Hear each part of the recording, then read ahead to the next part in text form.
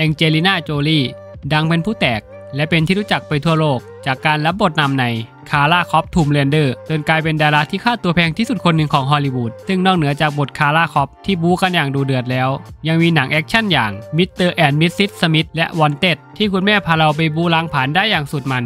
หรือแม้กระทั่งก่อนอิน60 Secondsหนังขโมยรถในตำนานที่ประกบรุ่นใหญ่อย่างนิโคลัสเคจก็จะพาเราไปมันได้อย่างสุดขั้วและนี่คือ10หนังแองเจลิน่าโจลีที่ไม่ควรพลาดสวัสดีครับยินดีต้อนรับเข้าสู่ช่องแทนคอนเซปต์นะครับฝากกดไลค์กดแชร์กด Subscribe ให้ด้วยนะครับ10อันดับหนังแองเจลิน่าโจลีที่ไม่ควรพลาดอันดับที่10 Changeling กระชากปมปริศนาคดีอำพราง2008เรื่องราวของลอสแอนเจลิสปี1928ในเช้าวันเสาร์ในย่านชนชั้นแรงงานคริสตินเก่าล่ำลาวอเตอร์ลูกชายก่อนจะออกไปทำงานเมื่อเธอกลับบ้านเธอก็พบว่าเขาหายตัวไปหลังจากค้นหานานหลายเดือนโดยปราศจากความคืบหน้าเด็กชายที่อ้างว่าเป็นลูกชายวัย9 ขวบของเธอก็ถูกส่งตัวกลับมาที่บ้านเธอด้วยความมึนงงกับพวกตำรวจนักข่าวและอารมณ์ที่สับสนของเธอคริสตินจึงยอมให้เขาพักค้างคืนที่บ้านแต่หัวใจของเธอรู้ดีว่าเขาไม่ใช่วอเตอร์ยิ่งเธอผลักดันให้เจ้าหน้าที่ที่ตามหาลูกของเธอมากแค่ไหนเธอก็ได้เรียนรู้ว่าในยุคที่ต้องห้ามของ LA ผู้หญิงที่ท้าทายระบบไม่เคยรอดชีวิตได้มาเล่าเรื่องราวของตัวเองเลยคริสตินที่ถูกประณามว่าเพอพกและไม่เหมาะที่จะทำหน้าที่เป็นแม่ได้พบเพื่อนใหม่ในตัวของนักเคลื่อนไหวบาทหลวงกุสตาฟที่ช่วยเหลือเธอในการต่อสู้กับเมืองแห่งนี้เพื่อตามหาลูกชายของเธอที่หายไปเชนเจลิงที่สร้างขึ้นจากเหตุการณ์จริงที่สั่นสะเทือนระบบกฎหมายของแคลิฟอร์เนียบอกเล่าเรื่องราวน่าตกตะลึงของแม่ที่ออกเดินทางตามหาลูกชายและคนที่จะไม่หยุดยั้งจนกว่าจะปิดปากเธอได้อันดับที่9 Girl Interrupted วัยขนอง1999ถึงแม้ว่าแองเจลิน่าจะเป็นนักแสดงสมทบในเรื่อง Girl Interruptedหากมองในแง่ของการแสดงแล้วคงต้องบอกว่าเธอทำออกมาได้ดีมากชนิดที่ว่าสามารถคว้ารางวัลออสการ์ไปครองได้สำเร็จด้วยบทบาทสุดท้าทายอย่างลิซ่าซูแซนนามักมีความคิดเกี่ยวกับการฆ่าตัวตายเลยเผลอกินยาเกินขนาดอีกทั้งชอบเก็บตัวจนทำให้พ่อแม่คิดว่าเธอเป็นโรคประสาทและส่งเธอเข้าสู่สถานบำบัดจิตการที่เธอเข้าไปอยู่ในที่นี้ทำให้เธอเจอคนมากมายและเธอก็ได้มาเจอกับลิซ่าสาวสวยที่ดูเหมือนเป็นหัวโจกที่สุดในนี้ซูแซนนาได้เห็นถึงความแปลกนิสัยที่ค่อนข้างสุดโต่งและความเป็นตัวของตัวเองของลิซ่าทำให้เธอเกิดความประทับใจก่อเหตุเป็นความผูกพันและมิตรภาพเรื่องราวมากมายทั้งสุขทุกข์เศร้าปนเสียงกรีดร้องแทงใจที่เกิดขึ้นในสถานบำบัดนี้ทำให้ซูแซนนาค้นพบความจริงบางอย่างในชีวิตของเธออันดับที่8 The Tourist ทริปลวงโลก2010 The Tourist คือภาพยนตร์ฟอร์มยักษ์ที่มีโปรดักชันอลังการงานสร้างและเครดิตของนักแสดงอยู่ในเกียรติ A บวกทั้งคู่ไม่ว่าจะเป็นทางด้านจอห์นนี่เดฟหรือแองเจลิน่าโจลีซึ่งหลังจากปล่อยลงภาพยนตร์ทั่วโลกเรื่องนี้สามารถทำรายได้สูงถึง278 ล้านเหรียญสหรัฐและเข้าชิงรางวัลลูกโลกทองคำถึง3 สาขาดังนั้นคงไม่จำเป็นต้องอธิบายถึงคุณภาพอะไรให้มากมายทริปลวงโลกเริ่มขึ้นเมื่อนักท่องเที่ยวหนุ่มสุดหล่ออย่างแฟรงค์และบทโดยจอห์นนี่เดฟที่ตั้งใจมาเยียวยาหัวใจเพราะอาการอกหักจากคนรักที่อิตาลีระหว่างนั้นเองแฟรงค์จึงได้พบกับตำรวจสาวพราวเสน่ห์เอลลิสและบทโดยแองเจลิน่าโจลีที่มีแผนกลลวงในการหลอกใช้แฟรงค์ให้เป็นเครื่องมือในการปฏิบัติภารกิจลับของเธอแบบอยู่หมัดการไล่ล่าที่พ่วงฉากรักกลางเมืองสุดโรแมนติกอย่างเวนิสทำให้การหลอกกลลวงครั้งนี้เต็มไปด้วยความซับซ้อนซ่อนเงื่อนแบบที่ไม่ต้องหักห้ามใจเพื่อความสำเร็จของภารกิจลับอันดับที่7ก่อนอิน60 Seconds 60 วิรหัสโจรกรรมอันตรายปี2000รถยนต์สุดรักของคุณไม่ว่าจะรุ่นไหนยี่ห้อใดไม่ว่าจะใช้เชื้อเพลิงแบบไหนสมรรถนะเป็นอย่างไรเครื่อง V8 V12 เทอร์โบชาร์จแต่งเต็มที่หรือมาแบบเดิมๆเมื่อถึงมือแลนดอนเมมฟิสเลนและบทโดยนิโคลัสเคจยอดนักขโมยรถระดับตำนานพวกข้างรถขนาดแท้ไม่ว่าคุณจะใช้ล็อกหรือสัญญาณกันขโมยหรือแม้แต่ตัวล็อกพวงมาลัยคุณมั่นใจได้เลยว่ารถของคุณจะหายไปอย่างไร้ร่องรอยภายใน60 วิอย่างแน่นอนก่อนอิน60 Seconds เป็นเรื่องเลือกที่แองเจลิน่าแสดงและสามารถทำรายได้แต่หลักร้อยล้านเหรียญสหรัฐซึ่งคงจะยกย่องความดีความชอบให้กับการแสดงของเธอและพระเอกชื่อดังอย่างนิโคลัสเคจสำหรับเรื่องนี้ทางโจลี่ได้รับบทเล่นเป็นตัวละครที่ชื่อว่าซาร่าเวแลนซึ่งเป็นหนึ่งในสมาชิกของแก๊งขโมยรถยนต์โดยภารกิจของกลุ่มคือการขโมยรถซุปเปอร์คาร์ให้ได้ครบ50 คันเพื่อจะนำรถยนต์เหล่านี้ไปแลกกับชีวิตน้องชายของพระเอกซึ่งอยู่ในน้ำมือของมาเฟียอีกกลุ่มหนึ่งทั้งนี้ความสามารถและความเก่งกาจของแก๊งคือการขโมยรถยนต์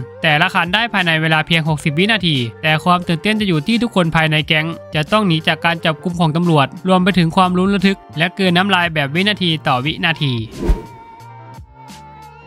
อันดับที่6 Eternal ฮีโร่พลังเทพเจ้าการที่โจลี่รับบทเทน่าหนึ่งในซูเปอร์ฮีโร่ภายในภาพยนตร์เรื่อง Eternal ถือว่าเป็นเรื่องฮือฮาของวงการหนังฮอลลีวูดเลยก็ว่าได้เพราะถึงแม้ว่าผลงานที่ผ่านมาของเธอจะมีการแสดงหนังแอคชั่นในหลากหลายเรื่องแต่การรับบทเป็นซูเปอร์ฮีโร่นั้นค่อนข้างจะแปลกตาอยู่ไม่น้อยสาเหตุหลักที่เธอตัดสินใจเข้าร่วมกันเป็นครอบครัวของ Marvel เนื่องจาก Eternal ให้ความสำคัญถึงความหลากหลายของเพศเชื้อชาติและสีผิวอันหลากหลายดังนั้นความเท่าเทียมตรงนี้ทำให้เธออยากเข้าร่วมโดยไม่มีข้อแม้ใดๆแม้ว่าเธอจะเป็นซุปตาร์ระดับโลกก็ตามโดยเรื่องย่อของ Eternal คือการรวมตัวของซูเปอร์ฮีโร่หรือผู้มีพลังเหนือธรรมชาติกว่า10ชีวิตเพื่อที่จะปกป้องโลกและมวลมนุษยชาติให้รอดพ้นจากเนื้อมือของเอเลี่ยนกลุ่มหนึ่งที่ชื่อว่าดีเวียนเนื่องจากผลพวงการต่อสู้ระหว่างธานอสและแอดเวนเจอร์ทั้งนี้กลุ่มฮีโร่ Eternal จะสามารถปกป้องโลกใบนี้ได้หรือไม่ต้องไปลุ้นกันในภาพยนตร์อันดับที่5 Maleficent กำเนิดนางฟ้าปีศาจ Maleficent ถือว่าเป็นอีกหนึ่งภาพยนตร์ที่ประสบความสำเร็จมากๆของทางโจลี่เพราะตัวหนังสามารถทำรายได้เป็นอันดับ4จากภาพยนตร์ทั้งหมดของปี 2014 และการแสดงของโจลี่เองก็ได้รับความชื่นชมจากนักวิจารณ์เป็นจำนวนมากสามารถถ่ายทอดสีหน้าแววตาและความรู้สึกออกมาได้อย่างเพอร์เฟกต์โดยภาพยนตร์จะเล่าถึง Maleficent นางฟ้าผู้พิทักษ์ฝืนป่าอันอุดมสมบูรณ์อย่างไรก็ดีความโลภของมนุษย์ทำให้มีการบุกรุกป่าเกิดขึ้นเพื่อจะได้ครอบครองไว้เป็นของตัวเองแต่ทุกครั้งที่เข้าไปก็ไม่เคยสำเร็จสักครั้งเพราะถูกมาเลฟิเซนต์ขัดขวางเอาไว้เสมอกระทั่งวันหนึ่งมีเด็กชาวนาชื่อว่าสเตฟานได้เดินทางเข้าไปยังผืนป่าและพบเข้ากับมาเลฟิเซนต์ทั้งคู่จึงทำความรู้จักกันและพัฒนาความสัมพันธ์ไปเรื่อยๆอยู่มาวันหนึ่งได้มีการหักหลังเกิดขึ้นเพราะสเตฟานได้แอบตัดปีกของมาเลฟิเซนต์ไปให้กับกษัตริย์แจ้งทำว่าเขาได้ฆ่าเธอไปเป็นที่เรียบร้อยแล้วและเพื่อที่จะได้อภิเษกกับเจ้าหญิงกลายเป็นกษัตริย์องค์ต่อไปการถูกหักหลังครั้งใหญ่ที่เปลี่ยนจิตใจอันบริสุทธิ์ของเธอให้กลายเป็นดั่งหินผลักดันด้วยความเครียดแค้นและความปรารถนาอันแรงกล้าที่จะปกป้องชาวมัวภายใต้การปกครองของเธอมาเลฟิเซนต์และบทโดยแองเจลิน่าโจลีได้ปลดปล่อยคำสาปไปสู่ทารกน้อยแรกเกิดของพระราชาออโรราเมื่อทารกน้อยเติบโตขึ้นมาออโรราต้องตกอยู่ภายใต้ความขัดแย้งระหว่างอาณาจักรต้นไม้ที่เธอเติบโตมาพร้อมกับความรักและอาณาจักรมนุษย์ที่สืบสานความยิ่งใหญ่ของตระกูลเธอมาเลฟิเซนต์ตระหนักว่าออโรราอาจจะเป็นกุญแจ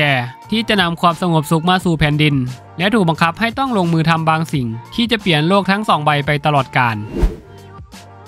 อันดับที่4 Wanted ฮีโร่เพชฌฆาตสั่งตายปี 2008 Wanted มาในสไตล์ของหนังแอคชั่นซึ่งถือว่าเป็นหนึ่งในประเภทหนังที่แองเจลิน่าทำได้ดีมาโดยตลอดทั้งนี้ความสำเร็จของภาพยนตร์เรื่องนี้เห็นได้อย่างชัดเจนจากรายได้อันมหาศาลแต่หลัก342ล้านเหรียญสหรัฐหรือประมาณ 11,347 ล้านบาทรวมไปถึงคำวิจารณ์ในเชิงบวกจำนวนมากโดยบทบาทในภาพยนตร์ที่โจลี่ได้รับคือฟ็อกนักฆ่าสาวสวยมืออาชีพเวดลี่กิฟสันหนุ่มที่ไร้ค่าที่โดนเจ้านายโขกสับและแฟนสาวนอกใจชีวิตของเขาดูว่างเปล่าไร้จุดหมายจนเมื่อเวดพบความจริงว่าพ่อที่ทิ้งเขาไปถูกฆ่าตายและได้นำเขาเข้ามาสู่การเป็นส่วนหนึ่งของสมาคมนักฆ่าภายใต้การฝึกฝนอย่างไม่ออมมือของมือสังหารสาวสวยนามฟ็อกจากไอ้หนุ่มออฟฟิศแสนทึมเวดพลิกโฉมเป็นสุดยอดเพชฌฆาตดาวรุ่งในพริบตาแต่ในภารกิจปลดชีพครั้งแรกเวดกลับพบว่าสิ่งที่ยากยิ่งกว่าการเด็ดหัวผู้อื่นคือความกล้าที่จะควบคุมจิตใจของตัวเองอันดับที่3 คาร่าคอฟทูมเรเดอร์ปี 2001 จริงๆแล้วทูมเรเดอร์เป็นการนำมาพล็อตและคาแรคเตอร์มาจากวิดีโอเกมชื่อดังทั้งหมดถึงแม้ว่าในแง่ของนักวิจารณ์จะมองว่าภาพรวมของหนังทำออกมาได้ค่อนข้างแย่แต่ในทางกับรายได้หรือบ็อกออฟฟิศกับส่วนทางเพราะสามารถทำรายได้แต่หลัก$274 ล้านซึ่งถือว่าเยอะมากทั้งยังเป็นอีกหนึ่งเรื่องที่ให้ชื่อแองเจลิน่าโจลีรู้จักกันทั่วโลกเรื่องราวว่าด้วยเรื่องคืนวันหนึ่งเมื่อดาวเคราะห์3ดวงโคจรมาอยู่ในแนวเดียวกันคาร่าขอค้นพบนาฬิกาไขลานลึกลับเรือนหนึ่งจากทาบกลางกล่องมากมายที่พ่อผู้จากไปของเธอนำกลับมาบ้านจากซากโบราณที่เขาขุดพบเมื่อ2 ทศวรรษที่แล้วหลายปีก่อนหน้านี้พ่อของเธอเล่าให้เธอฟังเรื่ององค์กรลับที่เรียกว่ากลุ่มผู้มีความรู้ซึ่งค้นพบนาฬิกาโบราณที่เป็นกุญแจเปิดห้วงเวลาและอวกาศกุญแจนี้มีรูปสามเหลี่ยมลึกลับทำจากโลหะดาวตกแวววาวถูกใช้เมื่อ 5,000 ปีก่อนเพื่อกำจัดศัตรูถ้าชิ้นส่วนของสามเหลี่ยม2ชิ้นถูกประกอบเข้ากันอีกครั้งเวลาก็จะหยุดบรรดาบรรพบุรุษก็จะกลับคืนชีพและชะตากรรมของมนุษยชาติจะเปลี่ยนแปลงไปชั่วนิรันดร์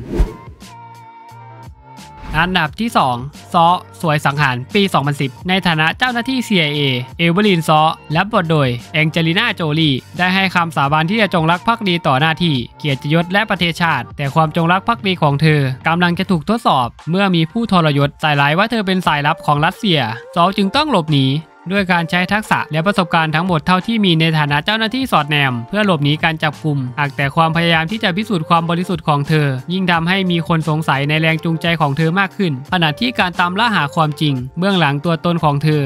ยังคงเดินหน้าหาคำถามที่ยังคงอยู่ก็คือซอลคือใคร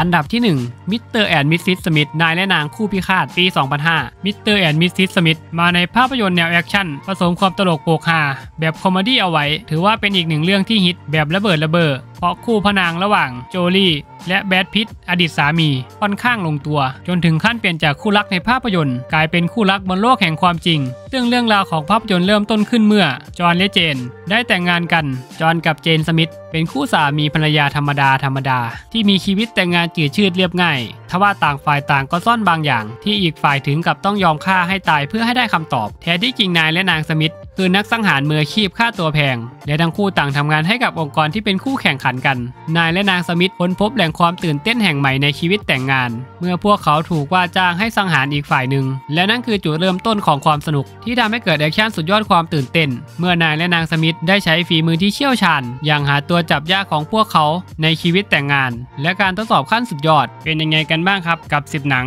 แองเจลิน่าโจลี่ที่ไม่ควรพลาดหากชอบแนวทางในการทำคลิปฝากกดไลค์กดแชร์กด Subscribe ให้ด้วยนะครับ